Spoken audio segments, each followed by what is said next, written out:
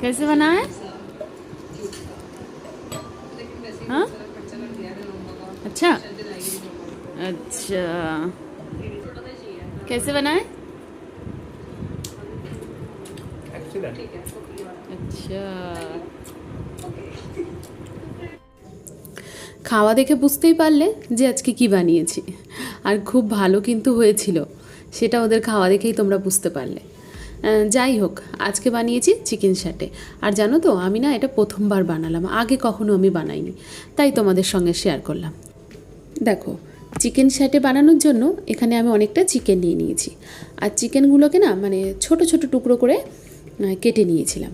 মানে কেটে নিয়েছিলাম বলে দোকান থেকে কাটিয়ে নিয়ে এসেছিলো। আর দেখো, এখানে ম্যারিনেট করার জন্য একটা বাটিতে দিয়ে দিলাম দই।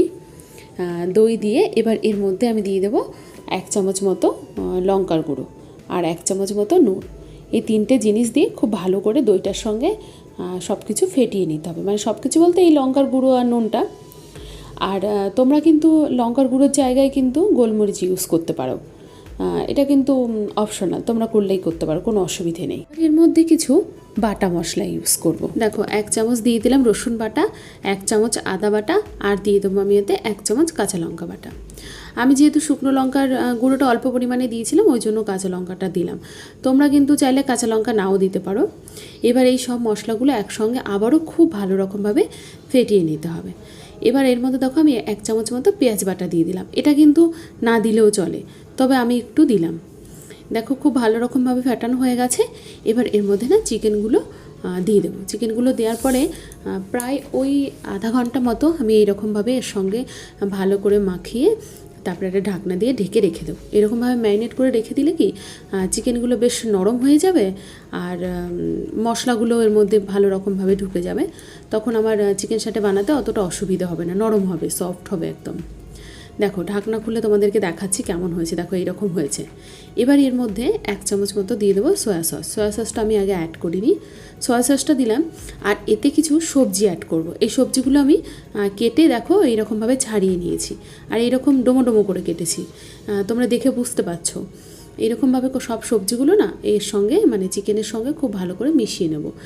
তোমরা চাইলে কিন্তু চিকেনের সঙ্গে নাও মেশাতে পারো, আলাদা আলাদাভাবে রেখে তারপরে যখন স্টিকের মধ্যে মানে ঢোকাবে তখন একটা একটা করে দিতেই পারো। তবে আমি একসঙ্গে মিশিয়ে নিলাম, এতে করে আমার সুবিধাও হবে, আর মশলাটা মানে সবজিগুলোর সঙ্গে বেশ ভালো রকমভাবে মিশে যাবে।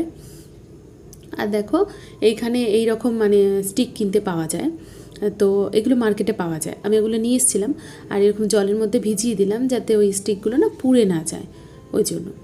আর এখানে দেখো, এই একটা থালার মধ্যে এই যে 2টো ডিম দিয়ে দিয়েছি, আর দিয়ে দিলাম একটু কর্নফ্লাওয়ার আর একটু নুন, আর দিয়ে দেবো 1 চামচ মতো গোলমরিচ দিয়ে এটাকেও খুব ভালো রকমভাবে ফেটিয়ে নেব।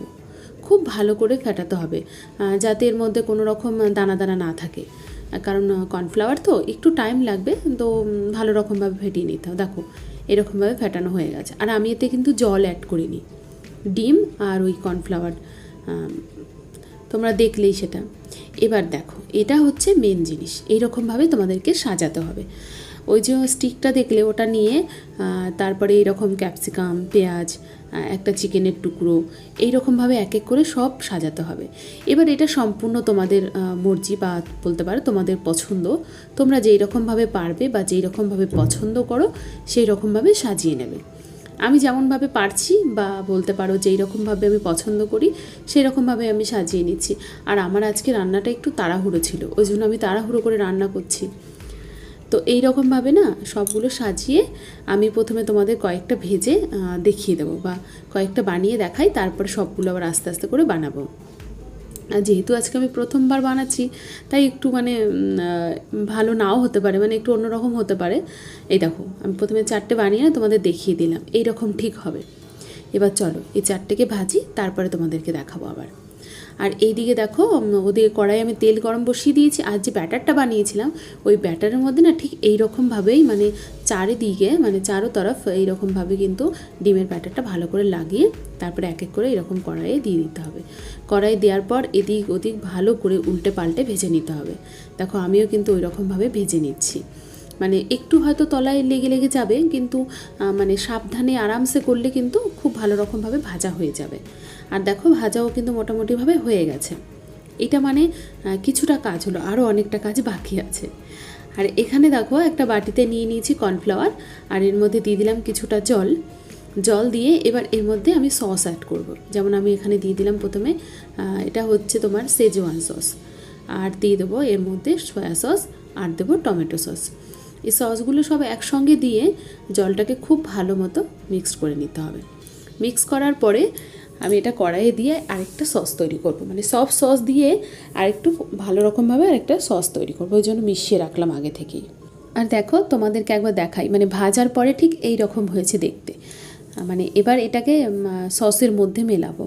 দেখো যে ফ্রাই প্যানটাতে মানে ভেজেছিলাম স্যাটেগুলো, ওইটার মধ্যে একটু সামান্য তেল আছে, তো তাতেই আমি সসটা বানাবো। যে মিক্সচারটা বানিয়ে রেখেছিলাম ওইটা এবার এর মধ্যে ঢেলে দিলাম। এবার ঢেলে দিয়ে খুব ভালো করে নাড়াচাড়া করতে হবে। দেখো নাড়াচাড়া করতে করতে কিন্তু ঠিক এই রকম মোটা একটা সস তৈরি হবে। এবার এই সসের মধ্যেই চিকেন স্যাটেগুলো এক এক করে দিয়ে খুব ভালো রকমভাবে সসটা চিকেন স্যাটের গায়ে ভালো রকমভাবে মাখিয়ে নিতে হবে। তাই দেখো যে বললাম প্রথমে 4টে বানিয়েছি, সেটাই তোমাদেরকে বানিয়ে দেখাচ্ছি। দেখো সবগুলো দিয়ে দিয়েছি আর খুব ভালো রকমভাবে কিন্তু মাখানোও হয়ে গেছে। এবার এক এক করে নামিয়ে নেব।